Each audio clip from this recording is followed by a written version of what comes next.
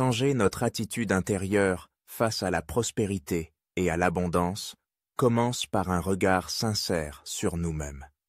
Chaque jour, il est utile de prendre conscience de nos paroles, de nos pensées, de nos sentiments et de nos actions.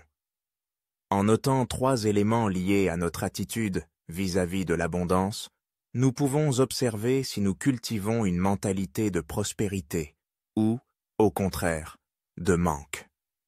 Cette prise de conscience est la première étape.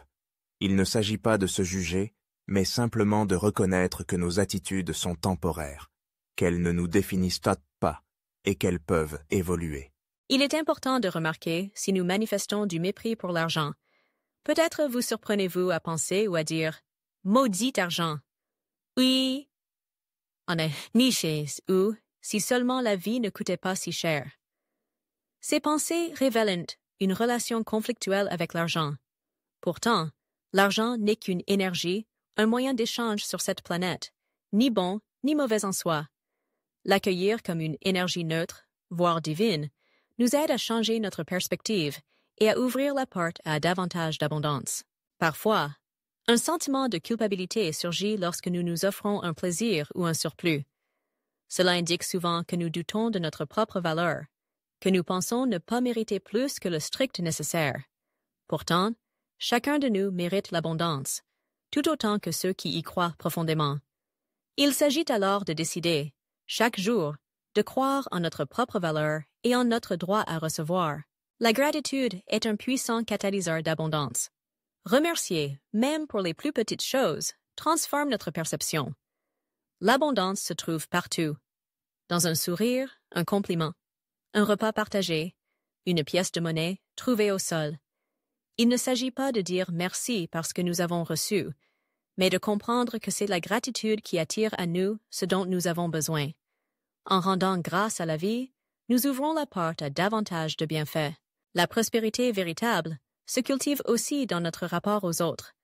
Se réjouir du bonheur et de la réussite d'autrui, plutôt que d'éprouver de l'envie, amplifie notre propre capacité à recevoir.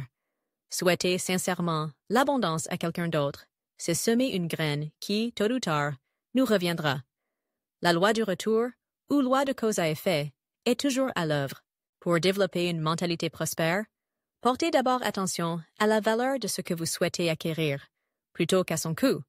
L'argent n'est qu'un outil pour échanger de la valeur. Faites circuler cette énergie. Ne gardez pas ce qui ne vous sert plus. En donnant ce dont vous n'avez plus besoin, vous créez de l'espace pour le neuf et vous contribuez à la circulation de l'abondance.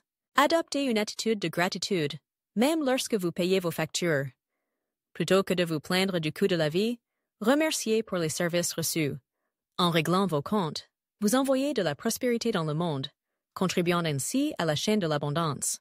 Donner sans attente, c'est faire confiance à la vie. Ne cherchez pas à contrôler comment ou quand cela vous reviendra. La générosité, surtout lorsqu'elle demande un effort, est toujours récompensée, souvent de façon inattendue. Soyez également prêts à recevoir. Recevoir, c'est permettre à l'autre de donner, et c'est reconnaître votre propre valeur. Que vous soyez artiste, thérapeute ou professionnel de tout autre domaine, il est juste de recevoir en échange de vos dons et de vos services. En définitive, s'ouvrir à l'abondance, c'est choisir de donner et de recevoir avec amour dans tous les domaines de la vie. Amour, amitié, succès, argent, bien matériel. Apprenez à vous aimer, à aimer ceux qui vous entourent et à utiliser vos ressources pour répandre la joie sans jamais placer l'argent au-dessus des relations humaines. Oui, il est possible de vivre dans l'abondance en se rapprochant de la source de toute vie. L'abondance matérielle et l'élévation spirituelle ne sont pas incompatibles.